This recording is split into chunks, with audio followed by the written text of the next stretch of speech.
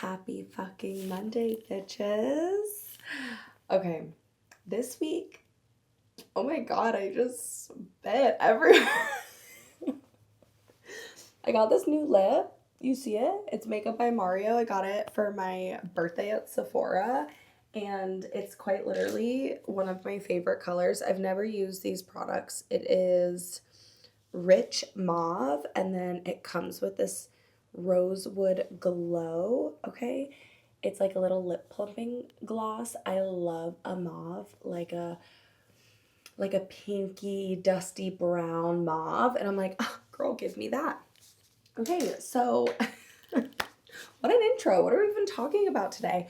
Originally, today was going to be the adult friendship episode. It is taking a turn for the worst. No. It's gonna be a little heavier of an episode. I decided to last minute switch some things around. So if you didn't get to watch the episode that came out on Friday with the Don't Be Shady podcast with the host Priscilla, she had me on her podcast to talk about domestic violence, toxic relationships, and to most of all to share my story and how I got through it, what happened, the reasons why I found myself in a relationship like this. And it's a crazy story. Like, if you guys saw my posts online, it quite literally is like an episode from True Crime, except for the victim survived, aka me. But it beat me down so bad to the point where I thought I was not going to survive. And that was my alarm. That was like, you can no longer be in this relationship anymore. I have shared tidbits over the last couple of weeks or couple of months about stories from within this relationship. And this was really the opportunity that I had to share the story in full. Now, I know that sounded pretty heavy, and I don't want to make too much light out of a very toxic, crazy situation, but I am who I am, okay? This relationship happened upwards of 7, 8 years ago. And so there has been a huge healing journey, a huge process, and a great amount of knowledge that I have acquired and learned from since then.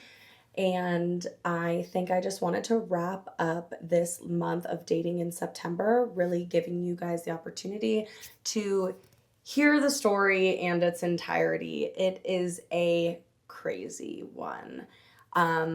I did think I started this with a trigger warning already. There is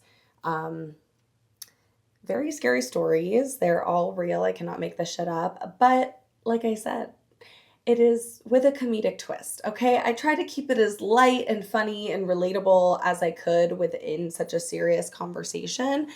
And I don't know. I just feel like it's the right time. And I did share it on Priscilla's The Don't Be Shady podcast.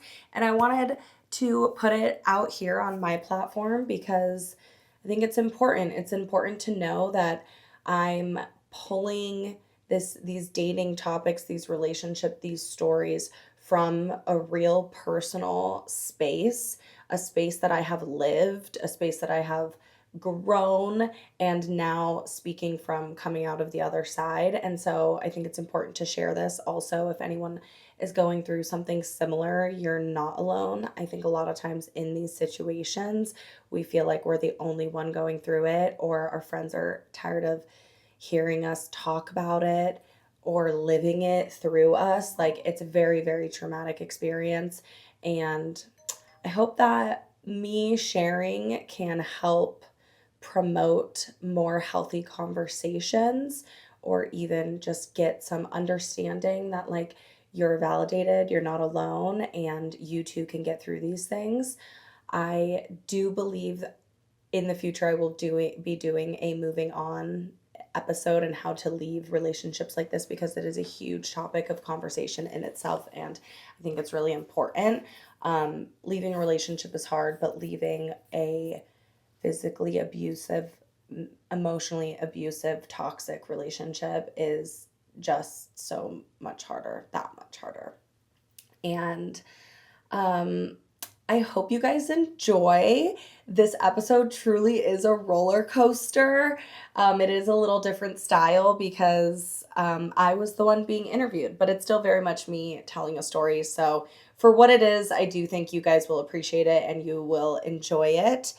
And then next week is going to be my birthday, and I will have an episode that drops literally a couple days after my birthday. It will be on Monday, and we are talking about what we've learned in our 20s and what to expect in our 30s, and I will have so much more birthday content coming out after that. So October, we're really going to turn it around. It's going to be light. It's going to be fun. It's Libra season. You're going to get an inside scoop of my birthday party, and I'm going to have a vlog, and we're going to do a confessional again, and it's going to look a little different than it did last year. So this is the last, for a little bit, of this serious dating conversation talk, and then we're going to move right into Libra season, and the adult friendship episode will be in October as well. So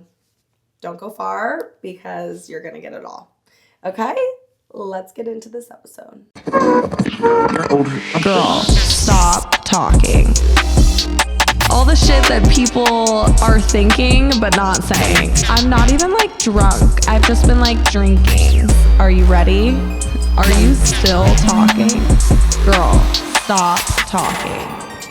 Welcome back to Don't Be Shady. I'm so excited because today I have a special guest joining me. She's not only a powerful voice, but also fellow podcaster. She's the host of Girl Stop Talking. She uses her platform to spark conversations that matter, and today she's here to share her story, her perspective, and her light. So before we dive in, though, I want to take a moment to acknowledge that some topics we'll be discussing may touch on sensitive areas like domestic violence. If you or someone that you know is experiencing domestic violence, you are not alone and help is available. Please contact the National Domestic Violence Hotline at 1-800-799-SAFE, or you can text START to 888-788. They're available 24/7 for confidential and free. There's also another resource. It's called RAIN, for Rape, Abuse, and Incest National Network. You can also contact them at 1-800-656-HOPE for support related to sexual assault. If you are outside of the United States, please contact your local hotlines or emergency numbers in your country for immediate assistance. Your safety matters, and reaching out for help is a brave and powerful step. All right, so thank you so much for joining me today. Oh, thanks. No, that was such a nice intro. I got like all excited, and then I was like, whoa, it just got real serious. Right? That's how it is. No, thank you for having me. Awesome. So glad you're here. So your podcast. So we're going to start very light. Okay. So your podcast is called Girl Stop Talking. What inspired that title? And what made you want to start a podcast in the first place? Oh my God, that's like a loaded question. Really what it came down to was I do lashes as a day job, and during my single wild era, I was basically dating enough to not have to pay for groceries. Like, I just had food on the fridge. It was not a big deal. I was taking my experiences and talking with them, or telling my clients the stories. Mm-hmm. And I don't know, it was just something that we were like gossiping about, and it was like really fun and kind of crazy and kind of wild. And this was kind of during the time where like Call Her Daddy got really big, or she went through her like crazy breakup or whatnot. And I just kept thinking to myself, like, I really loved that show, and I just kept thinking, I'm like, I feel like I could do this. So that's kind of what inspired it. It was like, I'm already talking for hours on end with my clients and leading the conversation and storytelling. And then I make the joke, Girl Stop Talking came from just like kind of like the fact that I never stop talking, but then it's like a play on words because it's a podcast and that's all you're doing, you know? Yeah, and I make the joke when I started doing lashes. I was like, I always used to get in trouble for talking when I was a kid, and now I just sit and talk for 8 hours a day. So it just fit. I love it. Yeah. Oh my God, I love it. Thank you. So what do you hope women take away from listening to your show? Oh, honestly, I like to explain it as like a live diary. Like it's everything that's going on in my life and also like real life experiences. So with like a comedic twist. Like I like to keep it light. I like to keep it fun. I make jokes. I love to like emasculate a man or two, you know? That part, I have seen it. So yeah, I just hope that, you know, if people are interested or they take a chance to listen, I hope that they just leave like feeling inspired or had a good laugh or enjoyed like the stories that were shared. And it kind of goes from there. It's everything from day-to-day stuff to, you know, relationships and like real life stories that you're only really talking about with your girlfriends. Yeah. I'm the girlfriend. Right. No, I love that. Yeah. That's a really great point because my daughter also does lashes too. And she's like, Mom, you don't believe the stories these people tell me. Yeah. And I'm like, that's amazing. Yeah, it's very intimate. Yeah. You know, you get someone like eyes closed, walls come down, you like build that relationship with them. And then me, I'll just like gab the whole time, you know? So no one sleeps on your watch? No, I have like, I've had a couple of people like literally start the appointment with like, I need to nap today. And I'm like, you got it. Okay, but I have to give you. Shut myself out. I have to tell you. I love it. I love it. Okay, so now my podcast is a little bit more heavy. Yeah. Not always, but it does stem around healing and women empowerment and things of that nature. And that can get heavy and it can get ugly. Because I've learned on the healing journey, as you know, being a single, coming out of a single relationship and being by yourself for quite some time, it's not always pretty. Right. You know how they make it look on internet, like, oh, I'm healing, it's so beautiful. I'm like going for runs at 4:30 in the morning and doing my skincare routine and everything's great. But like you didn't post that you were crying for 3 hours the night before. That part, and binge eating ice cream because you just couldn't stand it anymore. Yeah. You know, that part, Yeah. right? So, and a lot of times there are personal events that bring us to those breaking points where we need to change or we need to share or we need to cry. And again, from real life, these things happen. This podcast was born from a real life situation. Sure. And I always think to myself, how many women are hiding?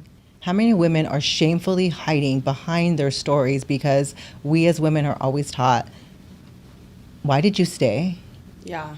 What did you do? For that long. How could you? Yeah. Like, you must like it because you stayed. Yeah. Like, I always hear that. And when women, especially women, would shame other women, I would just be mouth dropped to the floor and appalled. But, like, how could you? Yeah. Like, you, as a woman yourself, you know better. You know what it is. Just because you're not brave enough to say what your struggles are doesn't mean you're not suffering. Because typically... Exactly. The ones that I have found that are shaming us are the ones that have the deepest, most rooted secrets. Sure. I mean, it's like the saying, you know, hurt people, you know, and I think like that can come too from people maybe even not having those experiences, you know, and not everybody, I think most people go through like these crazy relationships that are part of a learning phase, but not everybody does. Like not everybody has those experiences or has had them like so close to home. And so I do think that like sometimes they just come from like a lack of awareness and truly understanding like how it changes like your brain chemistry when you're in something like that too. Yeah. And you know, we had to go through those things to learn that and understand that. So now when I hear a woman telling her story, most of the time I'm in tears too. Yeah. So I'm in tears with her, and then I'm like, okay, so what can we do to help you? But then we also know too they have to be ready to do that on their own. Because there are times when my girlfriends will come to me and our girlfriends will tell us it's stuff. the hardest. It's literally the hardest thing ever. And it's obviously as your friend, you're coming from a place of love. But it's like, I cannot hear about this 933 more times. Okay? Like, I had a friend, I was like, I love you. I do. I said, but when you're really, truly ready, I will help you. I'll be here. I'll be here. Yeah. But I can't. Yeah. I can't anymore. I love you too much. It hurts me. It does. Well, and I think for myself, like speaking just genuinely for me, at some point it feels like I start to get like, oh my God, what's the word? Resentment. You know, and it's like, I don't want to resent my friend for not being ready to leave her dusty ass man, you know? I love that.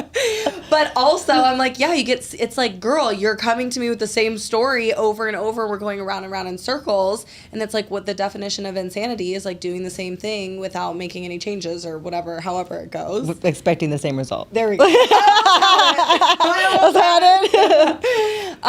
Yeah, that's like definitely been hard. That's been like a hard thing for me. Even had going through some of the drama that I had gone through and knowing like how it works, that specific, like dealing with friends that are dealing with it is still so hard for me because it's like, you know what your friend is capable of, but they're not ready to make those decisions. And then you still have to like hear about it. So how do you find that balance where it's like, how do I be here for you in the ways you need me to, but also not have to listen to the same thing over and over again? Right. It's a thin line. Yeah. Almost like a thin line between love and hate. Yeah. But I'm sure there's a different word for it, but I don't know what that word is. Yeah. It's a thin line. Yeah. It's like, I don't want to say the wrong thing, but I don't want to. Well, and you still want your friend to like come to you, right? Too. Like, you don't want them to feel like you're gonna judge them or like they're gonna have to hide anything from you. So, yeah, it's a hard line.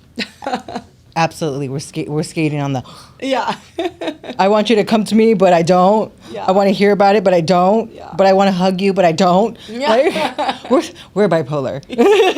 No, not really, but we act like we are. All right, so talking about personal truths and conversations, what has your experience been? Like, what was your experience on that subject? Like, what did you go through? Oh my God, just get right into it. Okay, 10 minutes in. Tell me about your trauma. All right, let's cry about it. I don't think I'll cry. I think like I've definitely done a lot of healing since then. And I mean, man, where do I start? I think before sharing like the actual story, I think it's important to know like a little more about how I realized like why I chose these relationships. And like I did just talk about this on my show as well. Subtle hint, desperate for love. But that's really what it was for me. Like looking back, I continued to choose men to be like validated because I was quite literally desperate for a relationship. Like I remember growing up and like every year for Christmas I would put like to Santa, I want a boyfriend. You know what? I remember this episode. I watched it. Yeah, I said it to you. You did. Okay. Yeah. Yes. Okay. Yeah, and I don't know if I shared that in that episode too, but I just remember as a kid like all my friends always had boyfriends. I felt like I never had a boyfriend, and I was like, I just want a boyfriend. I want to be in love. Like I am a hopeless. It's romantic. Oh yeah. And so it's like the movies and like what we're taught as kids and all those things. And because I was so desperate to be loved, I then picked men that like gave me the attention and the validation that I thought I wanted, but like they were clearly red flags. Does that make sense? So basically you were collecting red flags. I was collecting them. I had a basket. I was like, what's her name? Red Riding Hood. Little Red Riding Hood. You made a cape. Out of all the red flags I collected, quite literally. That's so funny. So the relationship that really was, I think, the most traumatic for me was like the final relationship. It was throughout my life, there had been like we said, the collection of red flags, progressively one worse and worse and worse after the other. And, you know, the last one was very, I don't know, it was like, it's so interesting, like, looking back, because I genuinely look at, like, the first couple dates that we had, and, like, he was so obviously telling me he didn't like me. And it was just, but I was just like, well, Like, why not? I'm amazing. You know, I don't know. It was, so I met this guy, I think off of Facebook, and we went on a date. We were talking for a little bit. We went on a date. I think it was like to Dave and Buster's or something like that. And this was the first, I'm pretty sure it was the first date. Mm-hmm. Halfway through the date, he was like, I'm going to go. Like, I'm going to leave. Like, this is honestly embarrassing. I like thinking about it. You're like, oh my God, I'm going to say this out loud right now. No, it's like happening in real time. It's embarrassing. Yeah, he was like, I'm going to leave. And he was like smoking a cigarette outside. And I remember thinking like, we just got here. Like, we just put money on the card. You know what I mean? Like, we were playing games, whatever. And then he basically told me like, well, he was bored. So then, and then like made an excuse. I knew what he was doing was lying. Yeah. And then for whatever reason, you know, I was like, okay, whatever. I ended up leaving. And then we were friends on Snapchat. I saw that he was out like all night on Snapchat. So basically it was like, he was bored of me. He was like, I need to ditch this girl and then I'm going to go out. Like, that's what happened. Oh, wow. And for some reason still, because of this, like, I don't know. It's like the push in the pool, the like wanting the chase, the like, well, he was so cute and like he didn't even get a chance to know who I am. I like called him out for it, and then that kind of like started our relationship basically. Then we like went out on a couple more dates and Did he we ditch you started those times? dating. No. The first time. I don't know. So did I answer the question? You were just asking me kind of open-ended, like how did this happen, right? So we're telling the beginning as to why. So we're leading up to that. Yeah. Okay. Yeah, I think it was like one of those relationships that was like not very long, but it felt like forever. I mean, it kind of did last for way longer than it should have.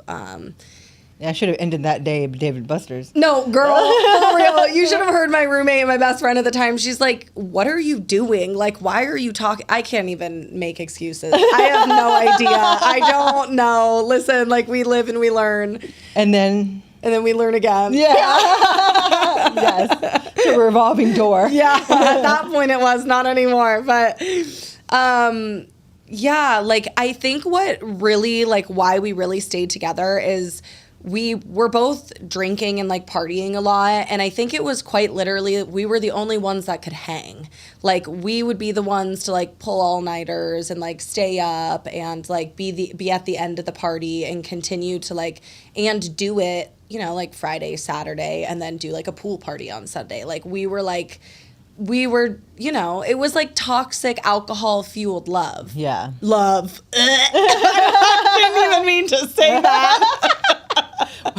How long does the relationship last? Okay, so it started in February of 2018 and it officially ended, I think it was June. So that's only like 6 months or something. Was that right? February, March, April, May. Yeah, the first time I like officially broke up with him was May, and that was also like the first time of like I say the first time of the physical violence, but there was like little like things like what could I get away with type of thing. I'm gonna test you. Yeah. And then that like May was the first where he like literally cracked the windshield of my car when I was trying to leave his house with his hand. He like refused to let me leave, and he was like getting behind my car so I couldn't reverse.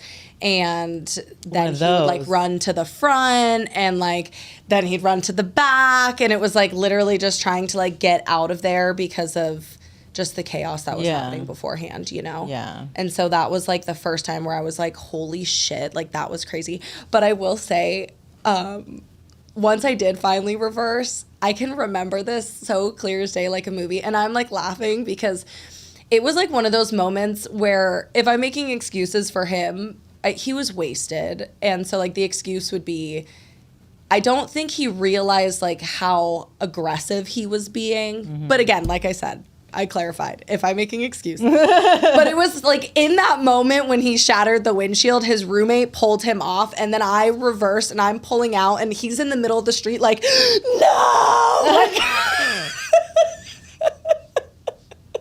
You're like, what just happened? it felt like a movie scene. You know what I mean? Yeah. I mean, a scary one, but yeah, it was just so, it's like engraved into my head, and it's like something that I feel like I can laugh at now because I'm like, oh my God, the drama. Like, look at what you caused. You just and said- like, look at, yeah, like his roommate like tackled him to the ground, and he's like trying to get up off the ground, like, don't go. So that was like the end of that. That was like what I thought was the end. end. Like, that was the first time I was like, no.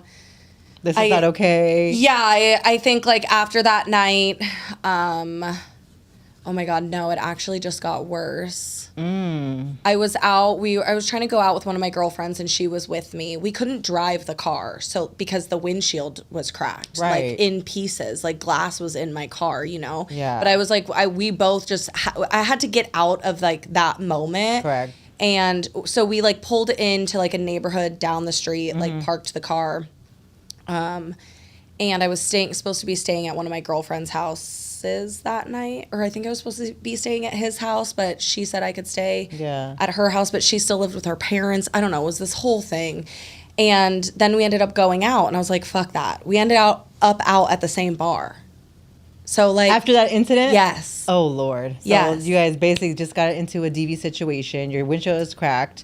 You're supposed to be staying with him, but instead you went and stayed with your girlfriend that lived with her parents. And of course, how old are you guys at this point? This was 2018, so this was like 8 years ago. So I guess I was like 22. Oh, Yeah. I'm still a baby. So still, yeah, like just barely you could barely legal drink. drinking. Yeah. You were just having a good ass time. Just, I mean, yeah, going, you know, like that moment you're young, like you finally get to the bars, you're like having fun, whatever. And then, yeah, it was just in walks in fucking perpetrator. Yes. Yeah, so it was bad. He showed up at the bar. There was drama there.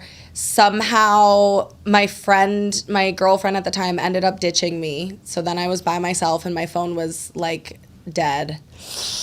Yeah, and I'm supposed to be staying at her house. She left to another bar. Like, it was like this whole, like, you think the story can't get worse, and it quite literally does, to the point that, like, I had nowhere else to go that night. I ended up sleeping on his couch. No. Because I was so pissed off at my friend for, like, ditching me. Number one, that's like a number one girl rule. You Yeah. do not leave your girlfriends at the bar. Well, and she witnessed it all. She was with me the whole day, you know? And then, I understand if it's not something you want to deal with, but I think what happened is I wanted to just leave. I'm like, I don't want to be here. And she didn't want to go home. Yeah. So I was like, well, all my shit is at your house. Like, I need your key. Like, I have to be able to get my shit, like, deal with my fucking car, like, all this stuff.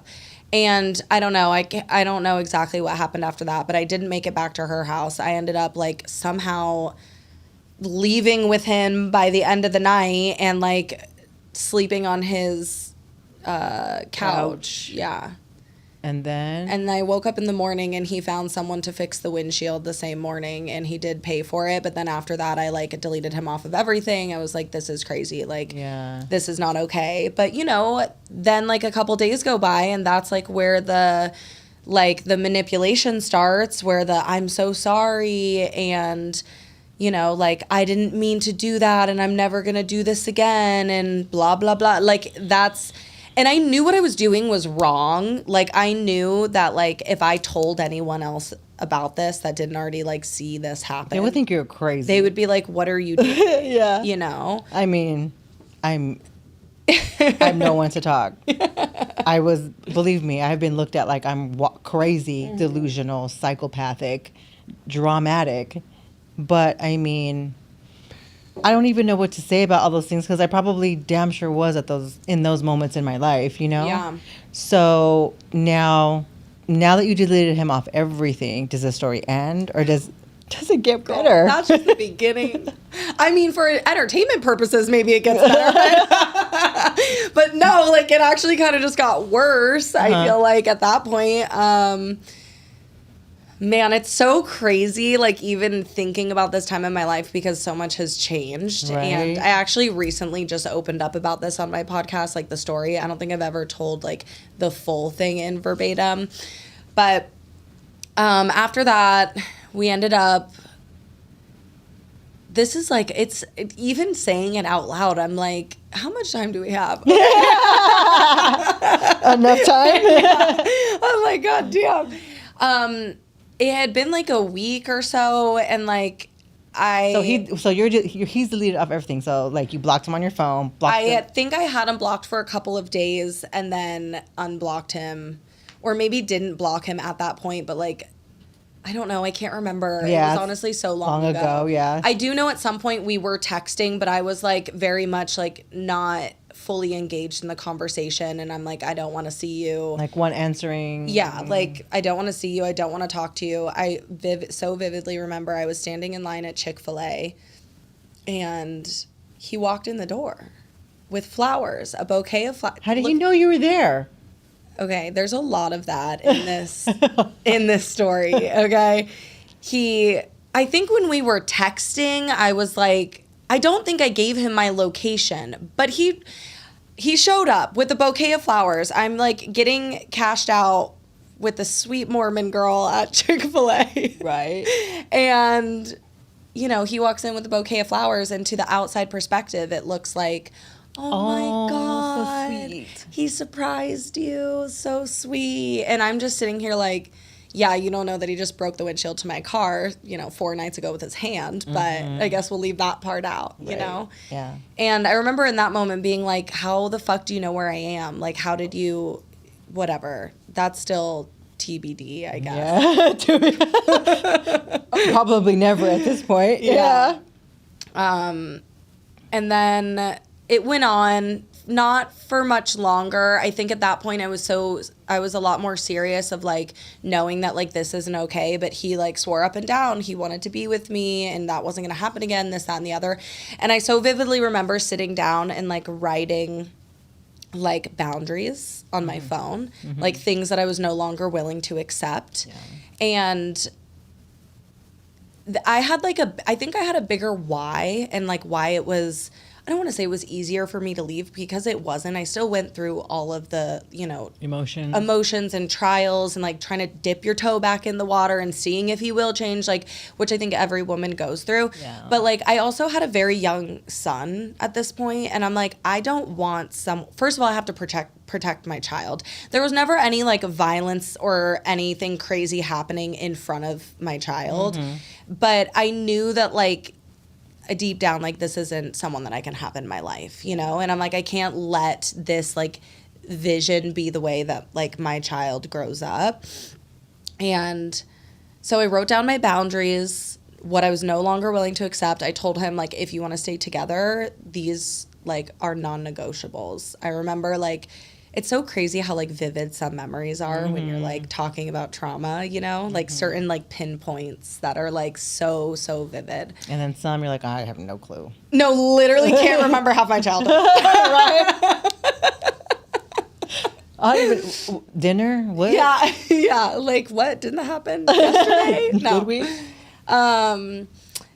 And yeah, I like talked to him about, I shared those boundaries. I wish I still had them. Like, that would be a great thing to reflect on, Yeah. And I remember telling him like he was staying, the one thing I do remember was he was staying over at my place a lot at that time. And I had a roommate also who was my best friend. And one of the boundaries were, you can no longer stay the night here. You don't live here. Like, we're dating. You're not my man. Not my like man. Yeah. Like you're not our roommate. So you can't stay here anymore.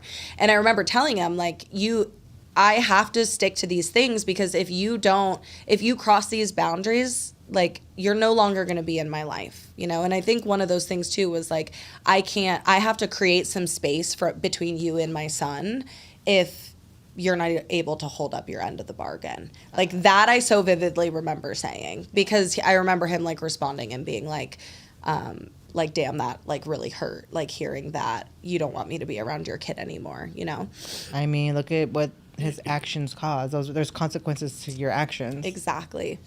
That lasted for 7 days. Oh God.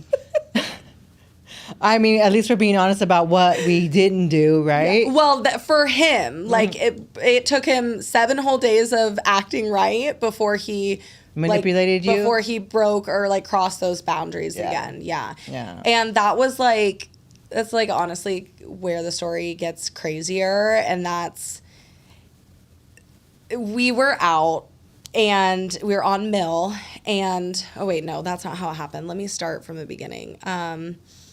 My roommate was out of town, and we used to have a lockbox on our door that we would keep a key in because we were going out a lot. We didn't want to bring hold purses or anything. Yeah. We want our phone, we want our ID when we get home.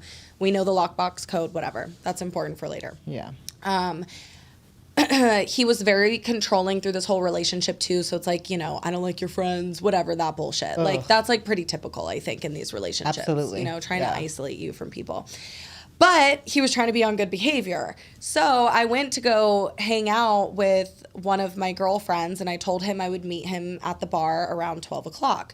I drove over to her house. I was supposed to be staying the night at her house. So my car was over there. All my stuff was over there. Me and her went out until 12.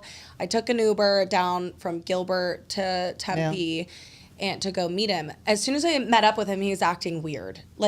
I didn't understand it at the time, but looking back, I think he was hanging out with other girls or something. He just very standoffish, was texting me the whole time I wasn't there. But then as soon as I got there, almost being mean, like who's this? Yeah, what are you doing, And so there was a moment where I was like, I'm just going to go. Why am I even here? I'm just going to go home. And that was one of those moments where we're arguing in public and people were looking and stopping me and asking me if I was okay. I blatantly remember people being like, is everything okay? Are you okay? And I'm just like, yeah, I'm fine. In those moments where you're like, I just don't want to be here. I'm just trying to leave the situation. Yeah. I want to I got to leave now. Yeah. Mm-hmm. Yeah. I just got to go. I'm like, I'm fine. It's fine. This is just how he is. Whatever. I'm just trying to go. We end up arguing, and I call a cab or a Lyft or whatever. And I'm like, or he was making threats about something and whatever. I was like, just go hang out with your friends. You don't want me here anyways. I'm going to go home. Right. We were kind of yelling at each other. The Lyft gets there and he tries to get in the car. And I think in that moment I broke up with him. I was like, you know what? I'm done with you. This is over. We're not together. I'm done. Go hang out with your friends. I don't want to be with you. I think that's what the argument was. So when the Lyft got there, that's a loss of control thing. They're like, wait, what? I don't have her anymore. I got to get her back. So he got in my Lyft. And I was like, I told the cab driver, I was like, this is not his Lyft. I am the passenger. I'm not getting in the car. He's not to come with me. So I'm not getting in the car if he's in the car. And I basically just stood there and waited. And the guy's like, dude, you need to get the fuck out of the car. This isn't your ride, Yeah. He eventually stormed off all mad. I get home and get into my house using the key in the lockbox or whatever. Because all my stuff was at my girlfriend's house. Because that's where I originally thought I was going to stay. Right. My phone was on 11%. Again, what the fuck is going on with that phone? Right? I didn't have another charger there because all my stuff was at my girlfriend's house. My roommate was out of town. In your young 20s, you're just broke. I mean, we weren't broke, but it's we didn't have an abundance of chargers. You're skating by. Yeah. And I just so vividly remember, this was the first time that I, with anyone, but especially in a relationship, felt like I feared my life. And that was the turning and the tipping point for me. I had called a Lyft because none of my shit was there. I was going to go back to my girlfriend's house. So I was waiting for the Lyft, and I'm in my room and I hear the door open. And he used the key to from the lockbox to open the door because he knew what the code was. So he essentially I mean, does that count as breaking and entering? I guess it's not breaking, but it's you weren't allowed to be here. We broke up. No one said you could be here. I have a similar story because my ex had my key, didn't have permission to get into my house, broke it. I don't know if we're going to... Unlocked my key with the key that he shouldn't have had to use. Yeah. And trashed my apartment. Oh, my God. So, I mean... I can relate, except for I wasn't there. Yeah, no, I was there, and I just remember walking out to the front door and seeing him come in the house. The first thing he did was lock the door and took my phone from me, and it was just so such a helpless feeling when you're what the fuck? And we had like, the front door was kind of like here, and we had like an island. So there's like a hallway, and you could like go through the front door here, go through the kitchen, like go around. So like, I knew my lift was coming. So I was like, fuck the phone. I don't need the phone. I just need to get into the lift, you know? Yeah. And I heard the chime because, like, you know, it has a certain sound. So I'm like, okay, I just need to get out. He's literally chasing me around the island, like not letting me out, telling me I'm not allowed to leave. And I just, like, with the phone snatching, the locking the door, coming into the house, like, that was just the moment where I'm like, he's going to kill me. Or, like, I'm going to get my ass beat or something. Like, I didn't know, you know? And eventually, somehow, I ended up, like, running out of the house, down the stairs, and, like, to the lift. I'm hysterical, by the way. Like, just a mess. Like, I had been drinking. I'm, like, crying, like, panicked. Flight or flight is Yeah. on freaking 10. I'm, like, running out. I'm like, fuck the phone. Just get in the lift. I go out to the lift, and the lift driver, like, rolls down the window, like, Tatum, is this for you? You know? And I'm like, my ex-boyfriend is here. He's not supposed to be here. He broke into my house. He stole my phone. I just need you to call the police. I'm like, I just need you to dial 911. Like, he won't give me my phone. I don't have it. Can you please call 911? I kid you the fuck not. Please tell me he helped you. And this is so why it's so hard for women to, like, do the things that everyone says they're supposed to do. Yeah. I did not think I was going to get emotional. It happens.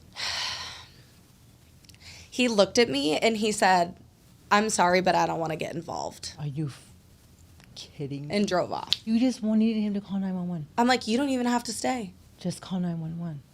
Yeah, and literally drove off. Yeah. Yeah, at that point, I was like, well, like Beyonce, jealous or crazy, I'd rather be crazy. And I just started pounding on everybody's door. I'm like, all my neighbors fucking pounding, scream, like yelling, you know, like someone has to help, you know? I didn't care at that point. And I think that like scared him enough to like leave. And he like threw my phone. I got my phone, called another Lyft. I was on like 2% at this point. I was like, please, my phone's about to die. Please just come get me. And I ended up getting into that Lyft. You think the story would be over, but it's just not. Wow. I know. That is so crazy. It's so fucking crazy. Like, I really can't make this shit up. I'm sure, like, you feel the same way with your story, too. It's like, it could literally be, like, a fucking TV drama. My other Lyft comes, and I get in the front seat, again, like, just hysterical. Like, can't even speak. Was it a man? It was a man. You know, he was like, what the fuck is going on? Right. You know? But he's like, are you okay? Like, did something happen? And I'm like hyperventilating. And I'm like, I just need a minute. You know, we're pulling out of the neighborhood. And I finally start to tell him like everything that just happened. Pulling out of my complex, getting on the freeway. And he's like asking me like, oh, did something happen with your Lyft? And I was like, yes, kind of, but not really. Like, my man was here, blah, blah, blah, like reiterating the story.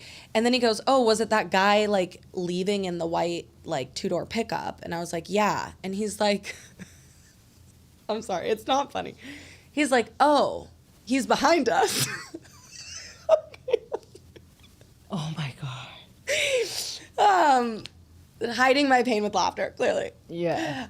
Yeah, he's like, he's behind us, he's following us. And I'm like, what? Like, looking back, his truck is dead ass behind us. At this point, I'll like wrap it up here because I've been talking forever. But at this point, like, he tried to run us off the freeway. Like, The Lyft driver? Yes. We were in the car. The guy's like, you need to call the police.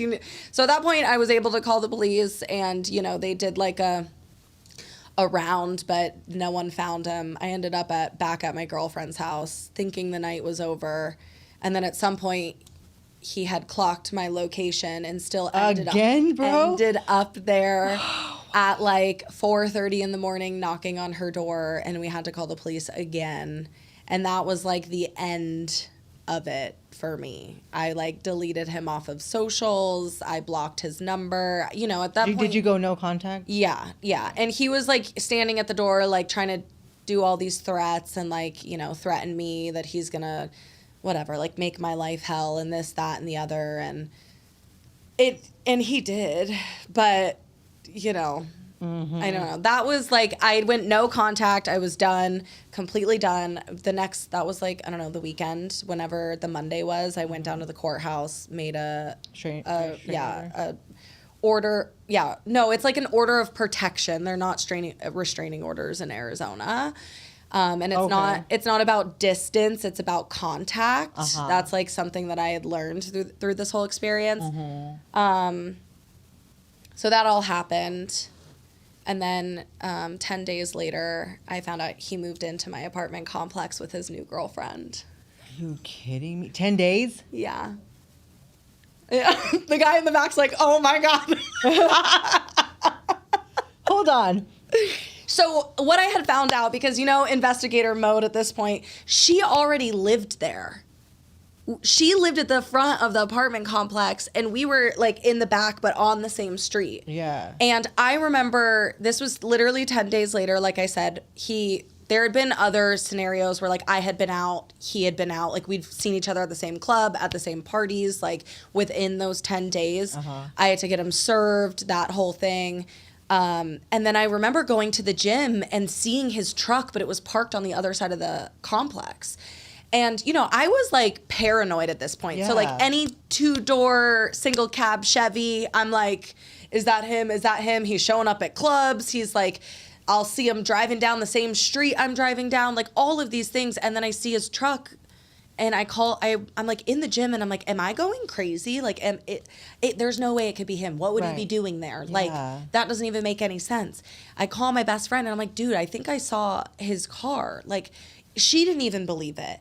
And then, and then somehow I ended up figuring it out. I think I was parked on the other side, like in a parking space, and I like went and looked, and there was like the hat sitting on the dashboard and the same license plate and all that. You know, and when you put an order of protection on someone, you're supposed to make police reports anytime you think they break it. And I say you think because I had to make 7 before they took mine to court. And because the complex that we lived in was individually owned condos, he technically was allowed to be there. No but way. If it was an apartment complex, he would not be allowed on the property. Wow. But there's so many loopholes in the laws because like the police department and the court systems, like they really don't like talk. Work together. Yeah. Yeah. So that's my story. You're like, and that's probably not all of it either. No, I mean, I think like there's like other things that had happened that I kind of touched base on, but eventually it did end up in court. There was a time where he somehow had found me after the bar, and I was like with another guy leaving this. It was like a hotel, which kind of makes me sound like a hoe, but I mean, if you go to Tempe, they have rooftop bars. Yeah. And it's at a hotel. Yeah, so, listen, I did not fuck that man, but I'm like, I wish I would have. But this was literally the only thing that saved me is another person was with me. So this guy, it was like 4:33 in the morning or something, and I'm walking to my Uber with this guy, and I see 2 people talking, and I'm like looking, and I'm like, that's fucking weird. And then I turn around, and it's literally the same fucking guy, my ex. And I just remember being like, oh my God. And I was holding the guy's hand, and I'm like, please don't look and please don't say anything, but like, I have a restraining order on my ex, and that's him. Like, I just need to leave. Like, I don't want to be here. And he's like, what the fuck is going on, you know? Anyways, he had ended up breaking his no contact by getting pissed off that he saw me with a guy. But he has a whole girlfriend. Right. Okay. Yeah. Yeah. One of those. Yeah. And he started like yelling and cussing at me and like physically talking to me. And so the state, you know, prosecuted, or I guess I did too, but they followed through with the court order, and we went to court and all that. And this fucking guy, like literally a blessing. He's like, was such an angel, was here from out of town, never been to Arizona before. Like, I'm going through this like domestic violence case. He's being contacted by the police to pick my ex out of a lineup to like collaborate on the story to see if they can use him like in our court case. That is quite literally the only thing that I feel like saved me when, you know, he ended up getting. So he helped you. Yeah, the guy that You dated barely. No, the guy that I literally was like, oh my God, he's so hot, I want to hang out with him. Like, that was it. That was literally it. We like hung out. He wanted me to stay, but I was like, listen, there's a lot going on. And I don't want to involve you in this messiness. Exactly. Yeah. So, you know, that was that.